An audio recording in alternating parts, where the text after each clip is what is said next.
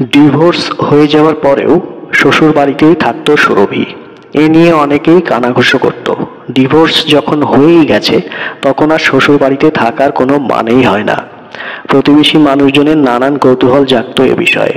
কেউ কেউ তো লাজ লজ্জার মাথা খেয়েই সুরভিকে জিজ্ঞেস করত, কি ব্যাপার বলো তো, ডিভোর্স যখন হয়েই গেছে তখন কিসের টানে এখানে পড়ে আছো? প্রথম প্রথম এসব কথা শুনে চুপ করে থাকলেও পরবর্তীকালে উত্তর না দিয়ে থাকতে পারতো না। সুরভিও মুখের উপর বলে দিত, আমি কোথায় থাকবো আর কোথায় থাকবো না সেটা নিয়ে আপনারা যত কম ভাববেন, সেটা আপনাদেরও মঙ্গল আমারও মঙ্গল। সব কথা মুখ বুজে মেনে নিলে মানুষ আরো পেয়ে বসে, তাই মাঝে মধ্যে প্রতিবাদ করতেই হয়। প্রত্যেক মানুষের মধ্যে একটা প্রতিবাদী মনোভাব থাকা দরকার। যার মুখ ফুটে নালিশ করতে পারে না, উল্টে তারাই আসামি হয়। সুরভি আমার ছোটবেলার বন্ধু। ও শান্ত স্বভাবের। সুরভির সাথে কোনোদিনই কারো ঝামেলা হতে দেখিনি। হাসি খুশি লাজুক মেয়েটা সকলেরই বেশ প্রিয়। তবে জীবনে কখন যে কার কি ঘটবে সেটা কে জানতে পারে।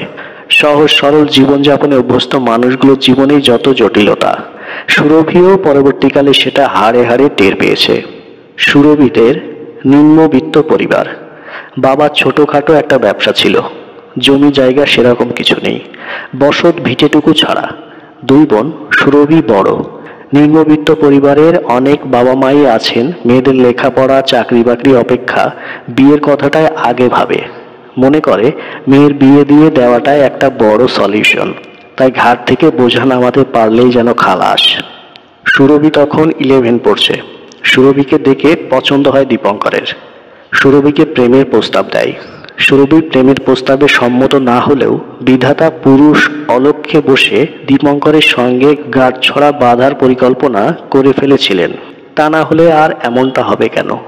উচ্চ মাধ্যমিক পরীক্ষার ঠিক আগেই সুরভির বাবা মারা গেল হার্ট অ্যাটাকে। মাথার উপর থেকে সব থেকে বড় ছাদটাই সরে গেল যেন। সুরভিদের অবস্থা এমনিতেই ভালো নয়। বাবা মারা যাওয়ার পর অর্থনৈতিক অবস্থা আরো খারাপ হয়ে গেল। ইতিমধ্যে দীপু সুরভিদের বাড়িতে চলে আসে। সুরভির মাকে বলে, আমি আপনার মেয়েকে বিয়ে করতে চাই। কথাটা শুনে সুরভি বলেছিল, এখনো উচ্চ মাধ্যমিক পরীক্ষাটাই তো দিইনি, তাছাড়া আমি আরো পড়াশোনা করতে চাই, এখন বিয়ে করতে পারবো না, কলেজ কমপ্লিট করেই তবেই বিয়ে করব। সুরভির এমন কথা শুনে দীপু সুরভির মাকে বলেছিল, দেখুন, পড়াশোনা করতে চাইলে বিয়ের পরও তো করা যেতে পারে, আমার কোনো প্রবলেম নেই। সুরভির দুই কাকা ও আরো আত্মীয় স্বজন সুরভির মাকে বুঝিয়ে বলল, এই রকম ছেলে হাতছাড়া করো না, সরকারি চাকরি করে, তার উপর বিয়ের পর পড়াশোনা করানোর দায়িত্ব নিচ্ছে। এই তো অবস্থা তোমার, পড়াশোনার খরচ জোগাতে পারবে তো? তাছাড়া তোমার আর একটা মেয়ে আছে, ভেবে দেখো একবার। সরকারি চাকরি মানেই সুপাত্র হবে এই ধারণাটা বোধহয় ঠিক নয়, আর এই ভুলটাই অনেকে করেন। তবে সুরভিরও ইচ্ছে ছিল না এত তাড়াতাড়ি বিয়েটা করার। যখন শুনল বিয়ের পরও পড়াশোনা চালিয়ে যেতে পারবে, তখন আর না করেনি সুরভি। সুরভির মাও দেখলো গরিব ঘরের মেয়েদের অত পড়াশোনা না করলেও চলে। পাত্র যখন নিজেই চাইছে, তখন হাতছাড়া করাটা ঠিক হবে না। তাই সব দিক ভেবে বিয়ে দিতে রাজি হয়ে যায় এবং সুরভির বিয়েটা দিয়ে দেয়। সুরভিকে বিয়ে করার সিদ্ধান্ত দীপু অবশ্য নিজেই নিয়েছিল। দীপুর বাড়িতে জানানোর পর দীপুর বাবা মা আর আপত্তি করেনি। ছেলে যখন পছন্দ হয়েছে তখন তাদের অসুবিধার কি আছে? বিয়ের দিনক্ষণ স্থির করার জন্য দীপুর বাবা মাকে নিয়ে সুরভিদের বাড়িতে আসে এবং সেই প্রথম সুরভিকে দেখে দীপুর মা বাবা। দীপুর মা অবশ্য দীপুকে বলেছিল, মেয়েটি তো সবে উচ্চ মাধ্যমিক দিয়েছে, গ্রাজুয়েশন কমপ্লিট করার পরই তো বিয়েটা করতে পারতিস, তাড়াহুড়ো করার কোনো দরকার ছিল না। দীপু বলেছিল, পরে ঢের হবে, তাছাড়া পড়ার ইচ্ছা থাকলে বিয়ের পরও পড়তে পারে, তুমি এসব নিয়ে মাথা ঘামিও না। সুরভি বিয়ের পর শ্বশুর বাড়িতে এলো একরাশ স্বপ্ন নিয়ে। বিয়ের পর থেকে 4 মাস ভালোই কেটেছিল। সুরভির শ্বশুর শাশুড়িও ভীষণ ভালো মানুষ, সুরভিকে নিজের মেয়ের মতোই দেখেন। ভালোবাসাটা এতটাই পায়, কখনো মনে হয়নি ওনারা শ্বশুর শাশুড়ি, একদম নিজের বাবা মায়ের মতোই। সুরভির শ্বশুর অবশ্য সরকারি চাকরি করতেন, এখন রিটায়ার করে গেছেন। সবকিছু ঠিকঠাক চলতে চলতে হঠাৎ বদলে যেতে থাকলো সবকিছু। সুরভি মেলাতে পারছিল না বিয়ের আগের মানুষটার সঙ্গে বিয়ের পরের মানুষটাকে। যে মানুষটা বিয়ের আগে এত ভালো ভালো কথা বলেছিল, সে মানুষটা পুরো চেঞ্জ হয়ে গেল। উচ্চ মাধ্যমিকের রেজাল্ট বের হওয়ার পর কলেজে ভর্তি হওয়ার কথা সুরভি বললে দীপু জানায়, কি হবে পড়াশোনা করে, মন দিয়ে সংসার করো। এখান থেকেই অশান্তির সূত্রপাত শুরু হলো। অশান্তি দিনের পর দিন বাড়তেই থাকে। কলেজ তো ভর্তি হতে দিলই না, উল্টে মারধর শুরু হলো। আর সেটা চলতো চার দেয়ালের মধ্যেই। সুরভির শ্বশুর শাশুড়ি জানতো না সে কথা। সুরভিকে দীপু বলতো, এ কথা কেউ জানতে পারলে তোমাকে ডিভোর্স দিয়ে বাড়িতে বসিয়ে দিয়ে আসব, তখন দেখবে কেমন মজা। মারধর সেই সঙ্গে ব্ল্যাকমেল। সুরভি বলতে পারতো না কাউকে, বললে ডিভোর্স দেবার হুমকি। সুরভি যাতে কলেজে ভর্তি হতে না পারে তার জন্য এক অন্য রাস্তা বেছে নিল দীপু। সুরভিকে বাচ্চা নিতে হবে। সুরভি বলেছিল, এত তাড়াতাড়ি? আমি পারবো না, আমি এখন পড়াশোনা করতে চাই। হ্যাঁ তাড়াতাড়ি? বিয়ে করেছি কি তোমাকে পড়াশোনা করানোর জন্য? এইরকম ছোট ছোট বিষয় নিয়ে তর্ক বিতর্ক চলতেই থাকে। একদিন এরকমই তর্ক বিতর্ক চলতে চলতে সুরভির গালে প্রচন্ড জোরে একটা চর কষিয়ে দেয় দীপু। এই গায়ে হাত দেওয়াটা সুরভি মেনে নিতে পারেনি। পরের দিন সুরভি শ্বশুর শাশুড়িকে জানিয়ে দেয় এই মারধরের ব্যাপারটা। সুরভির শাশুড়ি মা ছেলেকে বলতে গেলে ছেলে বলে, আমার বউকে আমি মেরেছি, বেশ করেছি, তুমি এর মধ্যে ঢুকতে এসো না। একদিন এমন অশান্তি হলো, সুরভি আর থাকতে না পেরে কাউকে কিছু না বলেই বাপের বাড়িতে চলে আসে। বাপের বাড়িতে চলে আসলে সুরভির মা বলে, শ্বশুর বাড়িতে এমন কত অশান্তি হয়, তা বলে কি বাড়ি ছেড়ে চলে আসতে হবে? মেয়ে হয়ে জন্মেছিস, একটু তো সহ্য করতেই হবে। সত্যি তো সুরভিদের অবস্থা ভালো নয়। গরিব ঘরের মেয়েদের এটাই বোধহয় সব থেকে বড় ট্র্যাজেডি। সুরভির বাবা বেঁচে থাকলেও হয়তো মনে জোর পেত, কিন্তু সুরভি আজ অসহায়। সুরভির ভাগ্যটা ততটা ভালো নয়। আজ সুরভির নিজের মা বেঁচে থাকলে হয়তো এ কথাটা বলতে পারত না। সৎমা বলেই এত সহজে কথাগুলো বলে দিতে পেরেছে। তবুও মনের মধ্যে জেদ চেপে রেখে সুরভি ভাবে এখন কিছুদিন ও বাড়িতে যাবেই না। সুরভির শ্বশুর শাশুড়িও ফোন করে খোঁজ খবর নেয় সুরভির। শ্বশুর শাশুড়ি যতই ভালো হোক, আসল মানুষটা যদি ঠিক না থাকে তাহলে কার কিসের সুখ। এদিকে বিবাহিত মেয়ে বেশি দিন বাপের বাড়িতে থাকলে নানা জনের নানা কথা, সেটা সুরভির মাকেই শুনতে হয়। সুরভির সাথে সুরভির মায়েরও টুকটাক অশান্তি লেগেই থাকে। সেই জন্য সুরভির মা একদিন বলে, টাকা পয়সা খরচ করে কি এমনি এমনি তোর বিয়ে দিয়েছি? আমাদের কি সেই অবস্থা আছে যে তোকে ঘরে বসিয়ে রাখবো? তাছাড়া তোর একটা বোন আছে, বোনেরও বিয়ে দিতে হবে, কিন্তু সেটা মাথায় রাখিস। এই পাঁচজন যে পাঁচ কথা বলছে, তোর জন্য আমাকে কত কথা শুনতে হচ্ছে জানিস? সুরভি নিরুপায়, কি করবে আর ভেবে উঠতে পারে না। ততদিনে সুরভি কনসেপ্ট করে গেছে। তাই নিজেকে নিয়ে যতটা ভাবতে হবে তার থেকে বেশি ভাবতে যে আসছে তার জন্য। তাই ঠিক করে শ্বশুর বাড়িতেই ফিরবে। শাশুড়ি মাকে ফোন করে জানায় সে কথা। শাশুড়ি মা বলে, এর থেকে আনন্দের খবর আর কি হতে পারে? তুমি এখানে চলে এসো, তোমাকে এখন অনেক সাবধানে থাকতে হবে। সুরভি ভেবেছিল দীপু হয়তো এমন সংবাদে খুশি হবে। সুরভি ফিরে আসার কথা জানালে দীপু জানায়, তবে আমার শর্ত আছে। আমার বাড়িতে থাকতে গেলে বাপের বাড়ির সাথে আর কোনো যোগাযোগ রাখা চলবে না। আমার মতো করেই চলতে হবে। বাপের বাড়িতে থাকার মতো অনুকূল পরিস্থিতি সুরভির ছিল না, থাকলে হয়তো ফিরত না। তাই শর্ত মেনেই সুরভি আবার ফিরে আসে। বাপের বাড়ির সঙ্গে সমস্ত রকম যোগাযোগ বন্ধ করে দেয় বাধ্য হয়েই। সুরভি ভাবে হয়তো সবকিছু ঠিক হয়ে যাবে আবার। সন্তান, স্বামী স্ত্রীর মধ্যে নতুন যোগসূত্র রচনা করে সেই সুদিনের আশায় ছিল সুরভি। শ্বশুর শাশুড়ি সুরভিকে অত্যন্ত যত্ন সহকারে রাখলেও দীপু সুরভির ব্যাপারে পুরো উদাসীন। সম্পর্কটা এমন একটা জায়গায় চলে যায়, সুরভি যেন অযাচিতভাবে এ বাড়িতে এসেছে। ততদিনে অনেকগুলো দিন গড়িয়েছে। সুরভির কোল জুড়ে তখন নতুন অতিথি সুরভির মেয়ে। মেয়ে হওয়ার পর থেকে ঝামেলাটা আরও বাড়তে থাকে। এই অশান্তি ঝামেলাটা আর চার দেওয়ালের মধ্যে সীমাবদ্ধ থাকলো না আর। সুরভি শ্বশুর শাশুড়ি জেনেই গেল তাদের ছেলে বৌমার উপর অত্যাচার করে। স্বামী স্ত্রীর মধ্যে যে সম্পর্কটা থাকা দরকার সেটাই তো ওদের মধ্যে নেই। কিন্তু কেন যে নেই সেটাই জানে না সুরভি। কথায় কথায় দীপু বলতে শুরু করলো, মেয়েকে নিয়ে ঘর থেকে বেরিয়ে যাও, তোমাকে কোনো প্রয়োজন নেই আমার। এ বাড়িতে থাকতে গেলে আমি যেমন বলবো তোমাকে সেইভাবেই থাকতে হবে। কথাটা শুনে সুরভির শাশুড়ি মা ছেলেকে ডেকে বলে, কি ভেবেছিস তুই? বৌমার উপর অত্যাচার করলে ভেবেছিস আমরা মেনে নেব? অনেক সহ্য করেছি, আর না। বৌমাকে তোর প্রয়োজন না থাকতে পারে, আমাদের প্রয়োজন আছে।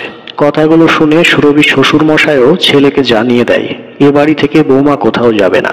আর তুই চলে যেতে বললেই চলে যেতে হবে নাকি? এ বাড়ি আমার, যার অসুবিধা থাকবে সে বাড়ি থেকে বেরিয়ে যাবে, বৌমা কোথাও যাবে না।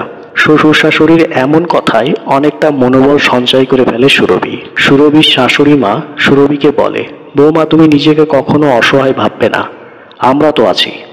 আমিও তো একজন মেয়ে, তাই আর একটা মেয়ের অসহায়তা বুঝি। দীপুটা যে এত অমানুষ হয়ে যাবে বুঝতে পারিনি। মেয়েদের যারা সম্মান করে না, মেয়েরা যে মানুষ এটা যারা বোঝে না, আমি তাদের থেকে দূরে থাকি। পুত্র স্নেহে আমি অন্ধ নই, এই বিশ্বাসটুকু আমার উপর রেখো। সেই বাড়িতেই বধূ নির্যাতন হয় যেখানে দীপুর মতো ছেলের সাথে তার মা বাবাও যোগ দেয়। অন্যায়ের সাথে আমি কখনো চলিনি আর চলবও না। আমরা থাকতে তোমাকে কেউ এ বাড়ি থেকে বের করতে পারবে না। ইতিমধ্যে ঘটল এক অনভিপ্রেত ঘটনা। সুরভির কাছে সমস্ত ব্যাপারটা জলের মতো পরিষ্কার হয়ে যায়। সুরভি মেয়েকে নিয়ে গিয়েছিল ডাক্তারের কাছে, সঙ্গে শ্বশুর শাশুড়িও গিয়েছিল। সেই সুযোগে দীপু ফাঁকা বাড়িতে নিয়ে আসে রিচাকে। দীপু চাকরি পাওয়ার আগে রিচাকে টিউশন পড়াতো। রিচার কথা দু একবার জিজ্ঞাসা করেছিল সুরভি। দীপু বলেছিল ও আমার ছাত্রী, কিন্তু সেই রিচার সঙ্গে যে ঘনিষ্ঠ অবস্থায় দেখবে এটা ভাবতে পারেনি সুরভি। দীপু ভেবেছিল বিকেলের আগে কেউ ফিরতে পারবে না। সেদিন ডাক্তার দেখানো হয়নি কি একটা কারণে। বাড়ি ফিরে এসে সুরভি যা দেখেছিল তাতে সুরভির মাথায় যেন বাজ ভেঙে পড়েছিল। সকলের কাছে পুরো ব্যাপারটাই যখন ক্লিয়ার হয়ে যায় তখন দীপু সবার সামনে জানিয়ে দেয়, আমি রিচাকে ভালোবাসি আর ওর সাথেই থাকতে চাই। তাতে এ বাড়ি ছাড়তে হলে ছাড়বো, কিন্তু রিচাকে ছাড়বো না। দীপুর এই ধরনের কথায় সুরভির শ্বশুর ছেলেকে বলে, আমি কোনো অন্যায় মেনে নেব না। আমার বাড়িতে থেকে তো এসব চলবেই না। এ বাড়িতে থাকতে হলে ভালোভাবে থাকতে হবে এবং বৌমার সঙ্গেই থাকতে হবে, না হলে তুমি তোমার রাস্তা দেখে নাও। সুরভির শাশুড়ি মা বলে, বৌমা ওর সাথে থাকলে তুমি শেষ হয়ে যাবে, এভাবে জীবনটাকে নষ্ট করো না। আমি তো মা, আমার ছেলে বলে ভাবতে লজ্জা করছে আজ। পারলে তুমি ওকে ডিভোর্স দাও। সুরভিও ভাবে এমন মানুষের সাথে থাকা কখনোই সম্ভব নয়, তাই মনটাকে শক্ত করে বলে, আমি ওকে ডিভোর্স দেব। আমিও চাই না ওই রকম একজন বর্বর মানুষের সাথে থাকতে। তারপর সুরভি ভালো অ্যাডভোকেট দেখে ডিভোর্স ফাইল করে। ডিভোর্স হওয়ার আগেই দীপুকে ঘর থেকে বের করে দেয় দীপুর বাবা। দীপিও সেটাই চাইছিল মন থেকে। তারপর সুরভিকে বলে, বৌমা পরিচয়টা মুছে দিয়ে তুমি এ বাড়িতে থাকবে আমার মেয়ে হয়ে। বিচ্ছেদ হয়েছে দীপুর সাথে, আমাদের সাথে নয়। তাই জীবনটাকে নতুন করে শুরু করো। তুমি পড়াশোনা শুরু করো আবার। তোমার ইচ্ছেগুলো পূরণ করতে হবে যে। চার দেওয়ালের মধ্যে আবদ্ধ থেকে নিজেকে গুটিয়ে রেখে লাভ কি? মেয়েরা দশভুজা, সব পারে। তাই যেখানে শেষ হয়েছিল তারপর থেকে আবার শুরু করো। সুরভি তারপর থেকে শুরু করে সবকিছু। পুরনো খোলস ছেড়ে নতুন ভাবনায় আবার জেগে ওঠে সুরভি, আর সেটা ওই বাড়িতে থেকেই। মনের জোর মানুষকে যে কোথায় পৌঁছে দিতে পারে সেটা সুরভিকে না দেখলে বোঝা যায় না। সুরভি গ্রাজুয়েশন কমপ্লিট করে, তারপর কম্পিটিটিভ এক্সামের জন্য প্রিপারেশন নিতে শুরু করে। অবশেষে সফলও হয়। 6 বছরের মাথায় সরকারের গুরুত্বপূর্ণ পদে যোগদান করে। মনের ইচ্ছেটা সত্যিই পূরণ করে সুরভি। তবু প্রত্যেকটা মেয়ে চায় একটা সংসার, একটা ভালোবাসার মানুষ। সুরভি আমার ছোটবেলার বন্ধু। সুরভির সাথে বন্ধুত্বটা এতটাই মজবুত সেটা আজও সমানভাবে বর্তমান। বিয়ের পর থেকে এই যে এত কিছু ঘটনা ঘটেছে সব কথা সুরভি আমাকে বলতো। আমি সব সময়ে ওকে সাহস জুগিয়েছি, বলতাম ঈশ্বরের ওপর ভরসা রাখ, একদিন সবকিছু ঠিক হয়ে যাবে। তোর সাথে সবকিছু এতটা খারাপ হতে পারে না। সুরভির শ্বশুর শাশুড়ির সাথেও আমার ভালো সম্পর্ক। সুরভির বিয়ের পর আমি অনেকবারই গিয়েছি ওর শ্বশুর বাড়িতে। সুরভির চাকরি পাওয়ার কিছুদিন পর আমি আর আমার হাজব্যান্ড সুরভির সাথে দেখা করার জন্য যাই। অনেক কথাই হয়। তারপর সুরভিকে বলি, নিজের স্বপ্ন তো পূরণ করেছিস, বিয়ের ব্যাপারে নতুন করে কিছু ভাবলি? সুরভি বলে, না না, ওসব ভাববো না। তাছাড়া এই বাবা মায়ের মতো দেবতুল্য মানুষগুলোকে ছেড়ে গিয়ে নিজের সুখের কথা ভাবতে পারবো না। সুরভি রাজি না হতে আমি প্রস্তাবটা দিই সুরভির শ্বশুর মশাইকে। আমার নিজের দাদা আছে, দাদা ইনকাম ট্যাক্স ডিপার্টমেন্টে চাকরি করে। আপনারা যদি চান তাহলে সুরভির বিয়ের কথা ভাবতে পারেন। আমার দাদার কিন্তু পছন্দ আছে। সুরভির শ্বশুর বলে, এ তো খুব ভালো প্রস্তাব। তাছাড়া সুরভি তো একা নয়, আমার নাতনি আছে, তার কথাটাও ভাবা দরকার। আমার দাদার দিক থেকে কোনো অসুবিধা নেই, দাদা সব কিছুই জানে। আজ 3 বছর হয়ে গেল সুরভি এখন আমার বৌদি, কিন্তু আমি কিন্তু সুরভিকে বৌদি বলে ডাকি না। বরং আমাদের বন্ধুত্বটা আরো বেশি গাঢ় হয়ে গেছে দাদার সাথে বিয়ে হওয়ার পর থেকে। অনেকদিন আগে থেকেই সুরভির প্রতি একটা ভালো লাগা ছিল দাদার। সুরভিও মনে মনে দাদাকে পছন্দ করত, সেটা আমি বুঝতে পারতাম তখন। তারপর সবই কপাল।